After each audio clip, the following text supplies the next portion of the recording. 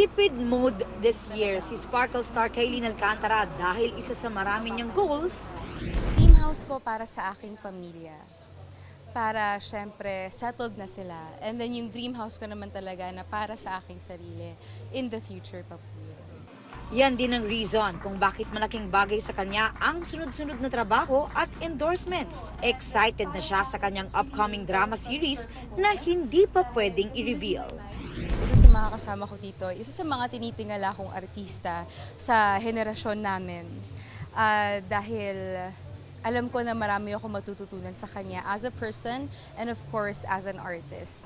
Nagkwento naman si Kaylin sa dinaluhang celebrity event hosted by star maker at Sparkle GMA Artist Center Consultant Johnny Manahan last weekend. Siyempre si Mr. M naging tatay-tatayan ko rin yan eh. And until today, si Miss Mariol and Mr. M, they're still guiding me step by step sa kung anong pwede ko pang gawin sa aking career. So ang sarap sa pakiramdam na may ganong relasyon pa rin kami.